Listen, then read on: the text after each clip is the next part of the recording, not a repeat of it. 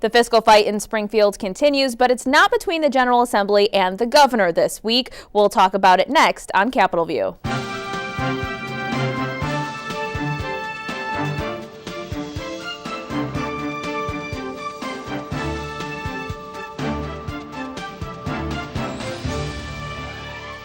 Hello, and thanks for joining us on this week's edition of Capitol View. My name is Jordan Abudayyeh. I'm the State House reporter with WICS here in Springfield, Illinois. And joining me this week are two very esteemed professionals who cover the State House and know a lot about state government.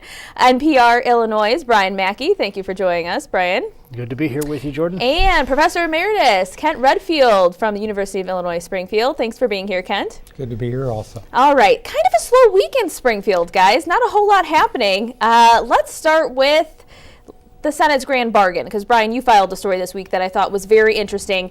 It's been a slow week because we're talking mainly the House was only in session and there is no compromise happening there in any sort of fashion. But the Senate's grand bargain is kind of still alive if you're listening to party leaders on both sides of the aisle. But the governor did actually come out and say that he's still for that grand bargain in some respects. Walk us through your story and what you filed this week, talking about whether or not the governor actually halted that grand bargain's compromise. Yeah, if you'll think back, February 28th to March 1st was kind of going to be the key days. This was the last set of deadlines people had put out there for when the Senate was going to pass the grand bargain. They started voting on February 28th. I think there were 5 bills that were passed that day. Relatively easy stuff in terms of what you could compromise on. They weren't doing tax increases or property tax freezes. They were changing the laws about procuring goods and services in state government, for example, and approving spending. Everybody wants to do that, given that we've been without a budget for almost 21 months now. And there were, on those combination of bills, there were as many as 10 Republicans who voted for, some of them only voted for one, some voted for all 5. And the next day, they come in, and the Republican leader tells the Democrats, we're not going to be able to vote on these today. I'm the only person who would vote yes. And the Democrats feel like they had the rug pulled out from under them. They said that they were hearing from their Republican colleagues that the governor had been threatening people. So the governor denied that, said absolutely not, that's ridiculous. And I decided to try to find out what really happened. So I tried to talk to all 10 Republicans. Only 6 of them talked to me on tape. 1 of them sent me a statement. 3 of them ignored me, and tried to find out, did the governor influence you? Now, some of the people said no. The governor asked me what I thought. I did talk to the governor. Most people had either talked to the governor or a member of the governor's staff, and the governor expressed his concerns. He conveyed that he didn't think it was a done deal yet. Some of the people I talked to, though, did say that, they might have been happy to vote for it over to the House and let negotiations continue. It didn't have to. Somebody made a comment earlier this year that this is not the Magna Carta they were signing their names to, right? It's a piece of legislation. There will be further negotiations. The bottom line is, it does seem like if the governor had been out of the country, had not weighed in, those votes may well have happened. And so the governor wants to project this image that he's supporting this grand bargain, supporting this deal, but there was an opportunity and a window, and it seems like that window is getting smaller and smaller to try and come up with some kind of compromise here. What we did hear from the governor this week was interesting in respect to that grand bargain, and he's been pushing this line, and he said this before, that if they don't want my ideas, I'll listen to their ideas. Let's pass their idea for reform. Essentially, this was a bipartisan different idea for reform, and he's still not supporting it and saying it's not completely fleshed out. So we are getting kind of mixed messages from the Rauner administration at this point. But Professor, is this something that, looking back at Illinois history, bills of this size are never, multiple bills, deals of this size are never easy to pass. Is this something that is in the scope of what it actually does? Is this something we've seen happen before? Well, we certainly have seen complex sets of legislation, and we've seen very tough bargaining on passing bills. But what you're talking about here is bills that Republicans don't want, bills that Democrats don't want, within the context of every day that goes every day we're closer to the 2018 election. We've got the whole legislature's going to be up, all the constitutional officers, and so people want political cover. They want to be able to, the only thing worse than voting for a tax increase that doesn't pass, that doesn't become law. And so, it's very, you require a lot of trust in order to get these kinds of deals put together.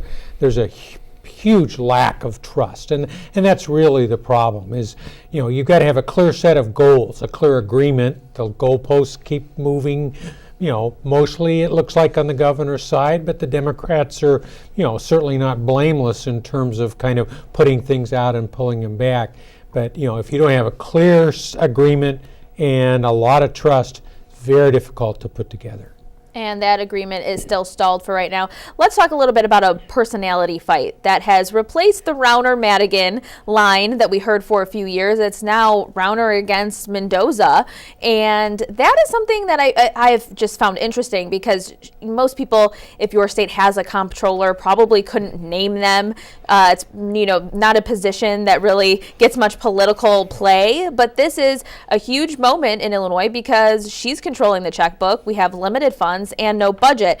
So what's the latest iteration of this fight that we're seeing, Brian? Yeah, you're right about that. Most people couldn't name a controller, and usually I think it's a job that people don't think of as having a lot of power, but we're seeing when there is opposition between a governor and a controller and not nearly enough money to go around to pay the bills. The controller's main job is writing checks to pay state government's bills. When there's not enough money to go around, that position has a lot of power to decide what to pay first and what to pay last. And so we've seen a little bit of background here. Susana Mendoza, former state representative. She was a city official in Chicago for the last few years. She ran in a special election that the Democrats engineered because this was an open seat 2 years ago after Judy Bartopinka passed away. And so they engineered this election. She ran against Governor Rauner's hand-picked person for that seat and won. It was a relatively close election. A lot of money, too. More than $10 million. Sort of a crazy amount of money for that sort of office in Illinois. And Ken can speak to that better than I could. But she won, and since then has been making independent decisions about how to prioritize state spending. And it seems like the Rauner administration has been finding all kinds of ways to object to things she's doing. And there's just been this constant back and forth, I guess I'll call it sniping. Personally, I've been trying to ignore it to the extent I can, because I don't really think that this is what matters in government right now, but it is something that seems to be occupying both political parties somewhat, and gives them something to tee up or tee off each other on. Yeah, the latest fight over $74 million that Comptroller Munger, Rauner's pick, transferred into the General Revenues Fund to pay for some of his computer upgrades, a project that he started a little more than a year ago, probably a year and a half ago. And so, this fight keeps continuing. But as we talk about the election, we did see unprecedented amounts of money in some of these races. What are we going to expect going forward, Professor? I mean, if you could just walk us through what we saw the last election, and is this trend just on an upward skyrocket? Well, when we did the governor's race, we had over the whole 2-year cycle, $100 million governor's race. We had $5 million legislative races in the House and the Senate. Comptroller's races normally, you just don't spend more than a couple of $1 million running statewide for anything other than governor. Occasionally Attorney General heats up that way. This was a $10 million race. After you took out $3 million that went into the Munger Fund from Rauner and Ken Griffin and Richard Ueland, and then went into the state Republican Party. So they moved a lot of money through there because the caps were off. And so you look forward, and you're going to, we're going to elect an attorney general. The governor has, tried to link the two Madigans together. We're going to have a fight over comptroller. Again, it plays into the governor's narrative of I'm the outsider, it's me against the world, and here are all of these people that the governor controls. And so we could have this hugely expensive governor's race. The legislative races are going to be a rerun, and then we're going to add all the constitutional officers on top of that. And so it's a very, it's always a politicized environment. And so while it is interesting to watch, kind of trying to frame things and get the upper hand, we're also making decisions about whether we're closing very vital facilities. And we took turns with the governor and the comptroller blaming each other for closing a social service agency in Jacksonville that we found some money for to keep them open for a little while longer. And so, when you get past the political games, there's this huge tragedy that's unfolding, and the comptroller is in the position of trying to, cover way too many bases with way too little money. So there are stories within stories with this. The longer it goes on, the more this all gets intertwined. Yeah, and I think the longer it goes on, it's very odd. I feel like most people have just become normal to them to not have a budget, and it's not normal, and a lot of people are suffering. I talked to a mother this week whose son's oxygen that he relies on to breathe almost got taken away because the company decided to stop working with the state. She testified in front of a House committee just to tell her story so that lawmakers know, like, what you guys are doing has consequences. But if I could add, I think that was such a heartbreaking and interesting story, and it's worth emphasizing. I think that this is a state employee. This is not like a charity or somebody in need. When we talk about the most vulnerable people, this is somebody who has employer-provided health insurance, paying her premiums every month. Yeah, that money is certainly taken out of her check and the checks of every other state worker in Illinois. And just because the legislature and the governor have not passed a budget, we are billions of dollars behind in paying for health insurance services for state employees. And full disclosure, as my radio station is part of the University of Illinois Springfield, I'm in that same position. Fortunately, I don't have that sort of medical need that person did. But it is worth taking a step back and remembering that these fights wouldn't be possible between the governor and the comptroller, or the governor and the attorney general. They wouldn't be necessary if Governor Rauner had not come in and said, I want to pass my economic agenda, and we're only going to talk about balancing the budget if we do my economic agenda. And if the Democrats had not refused to say, absolutely not, we're only going to talk about budgetary issues and nothing else can be on the table when we're talking about the budget, if that had not been the way this had unfolded in the last couple of years, then we would not be in this position. And that's I think it's worth remembering that sort of core factor as to what's dictated so much of how politics have gone in this state in the last couple of years. Get these things that people see. Some of it is just as dramatic and tragic, and we don't see it. There's a certain sense of irony every time somebody talks about, well, if you do this, you're going to create a crisis. No, the crisis is already here. The train wreck has already happened. It's just a matter of when you figure out exactly the damage that's been done to you. And it's going to unfold over a long period of time. It's going to take forever to fix, but a lot of people just, my driver's license gets renewed, I get my sticker, things must be okay, the kids get to go to school, can't be that bad. It's that bad. And the bill backlog, $13 billion this week. It was at 12.8 just a couple days before that, and that's $1,000 per person in the state of Illinois. So that's crazy. When Governor Rauner took office, is around $4.6 billion. It was actually in a downward decline, but he can't take all of the blame. It was obviously the 99th General Assembly as well that they both collaborated to bring that number to $13 billion. But as we talk about the impending election, it seems like the Democratic field for governor is filling up. The latest person, State Senator Daniel Biss, to announce his run. He did it on a Facebook Live.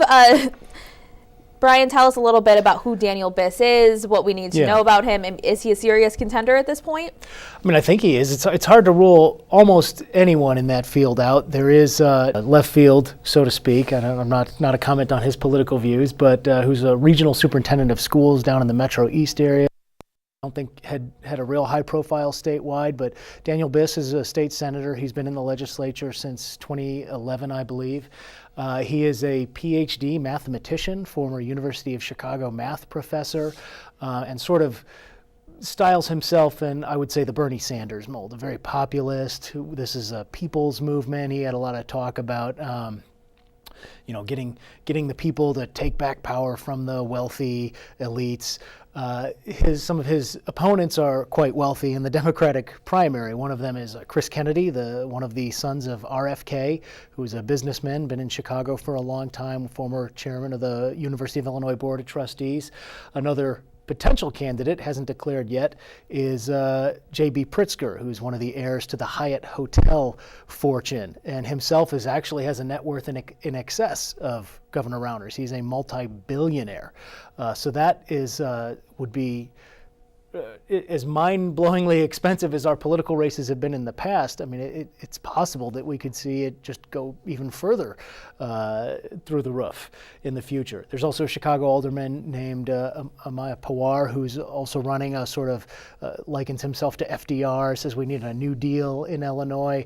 Of course, state government can't exactly print money the way the federal government could during the New Deal, so I'm not quite sure how we're going to wait for the details on that plan. But yeah, this is shaping up to be certainly the most interesting Democratic primary, I would say at least since 2002 when Blagojevich ran against Paul Vallis. But it's going to be an interesting race. And as we talk about these candidates, I feel like the question is always on the Democratic side, do they need a self-funder now at this point?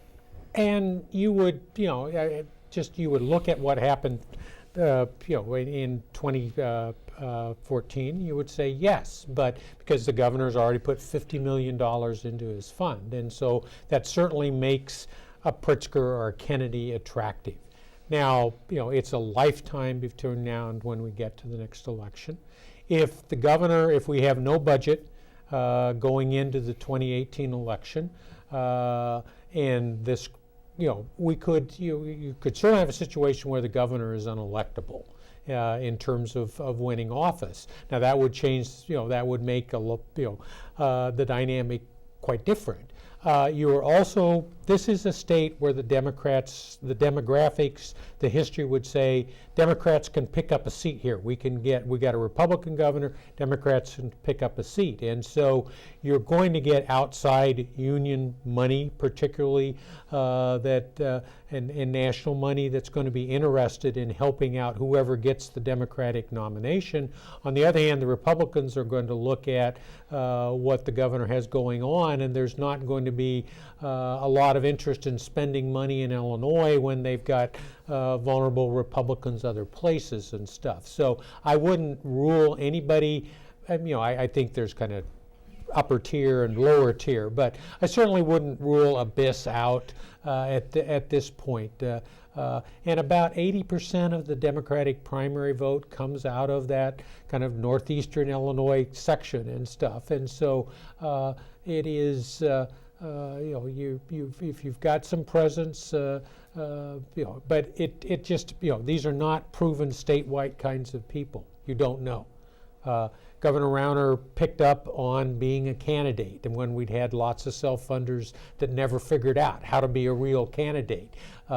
Jim Thompson had never held public office before, as well as not having run statewide, and he turned out to be a very effective governor in terms of actually running the state. So you don't really know, but they're someone who can say, I'm independent of Madigan, I'm independent of Rauner, I want to, and I'm competent. That may look very attractive. None of the above.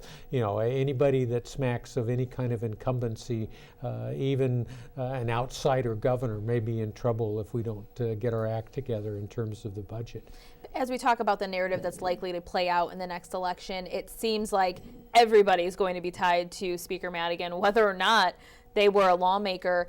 Brian, do you see that being a successful strategy moving forward? I think the Republicans thought it was pretty successful this last election, even though they only picked up a few seats. I think they saw that as a win in their column. Well, they picked up, 6 or 7 seats, I think? Plus 5, probably. Yeah, but because there's one that the Democrats didn't really contest. But, they did very well. Compared to where they'd been, it wasn't enough to break the supermajority in the Senate. It did break the nominal supermajority for, the House Democrats weren't really able to hold together, even though they had a supermajority on paper previously, but they did pick up some seats. And typically, I think that off-year non-presidential election years are thought to benefit Republicans because of the turnout, although you have Certainly a different dynamic could be at play with President Trump being as polarizing a figure as he is, and he did very poorly in Illinois. And so as much as Governor Rauner is certainly expected to try to tie every Democrat, and we've seen that already, the Republican Party, anytime a Democrat does anything, it's Madigan's this, Madigan's that, this is Madigan's crony. You've got to imagine that it's going to be the Rauner-Trump agenda if President Trump proves to be as unpopular, continue to be as unpopular in Illinois as he was during last year's election. On the other hand, you have a dynamic where the Republicans feel like they need to appeal to the Trump voters. So it's a very fluid situation, and on top of that, just pour in piles and piles of cash to saturate our media markets with advertising. I think that it wouldn't surprise me if TV viewership hit an all-time low next November because people are just so tired of the ads that are going to be inundating them, no doubt. Democrats' problem in legislative races was they didn't have a consistent message. And they didn't have, there was no positive message, there was no coherence. The Republican message was very negative, we're in terrible shape and it's Madigan's fault. Madigan controls everybody. I'm not sure that when you get to 2018, if we're in the fourth consecutive fiscal year of not having a budget, that saying, yes, the state is collapsing, but it's not my fault, is not a very good platform to run for governor on. And so, but you have to have a Democrat with a positive message. It's not only Rauner is a mess, but here's how we get out of it, and that was lacking. So money is very important, but a vision and a message is critically important. And what we've seen the governor tread very lightly around the topic of President Trump.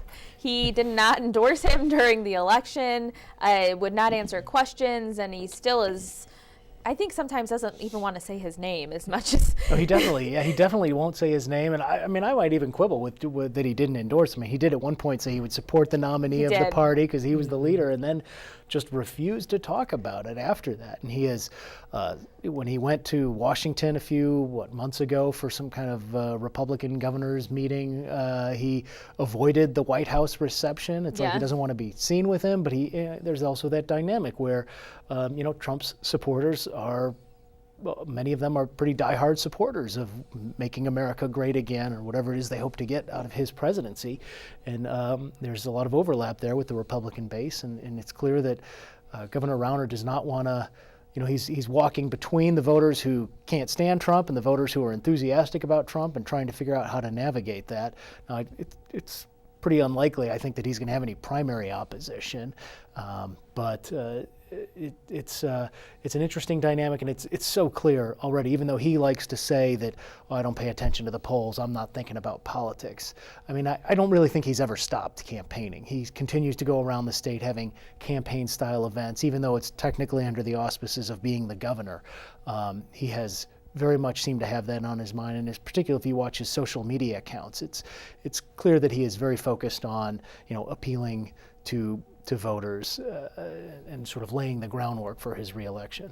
And actively raising money, because I got an email this week when Biss made his announcement that the governor was going to match donations dollar for dollar, which is something unique that he obviously can't afford to do.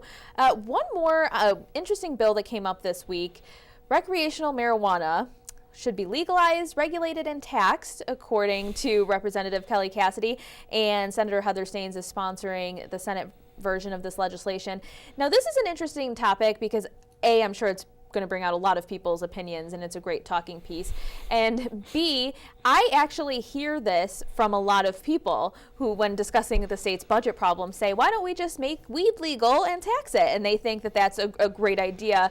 What are we hearing in terms of at the State House right now about this quick proposal that just came out this week?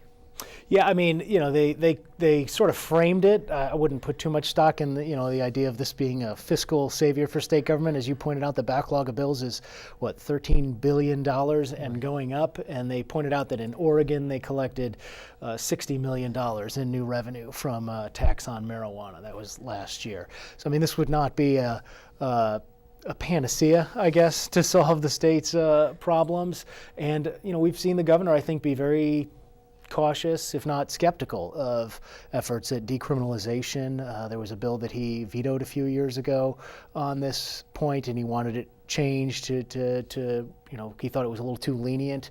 So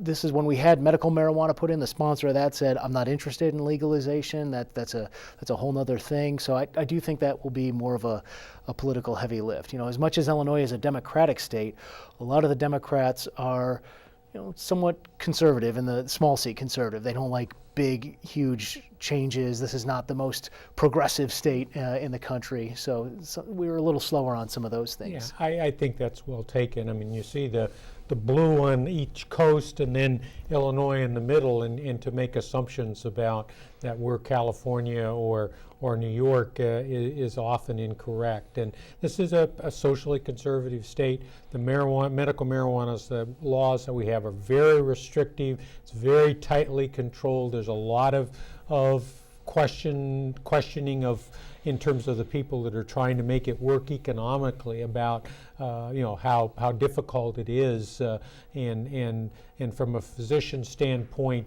the paperwork and dealing with making referrals and stuff. It's not very user friendly or provider friendly in terms of the law, and it's hard to believe that we're generally not at the forefront in terms of innovation and risk taking, and so I still expect recreational marijuana will be something, if we pick it up, it will be after it's pretty widespread nationally, and so and again, in terms of the amount of money we're talking about, medical marijuana and a few more riverboats are not going to save the state's economy. That's just recreational marijuana and a few more riverboats are not going to save the state's economy. All right, well, we'll have to leave it there. Thank you so much for watching this edition of Capitol View. We'll see you next time.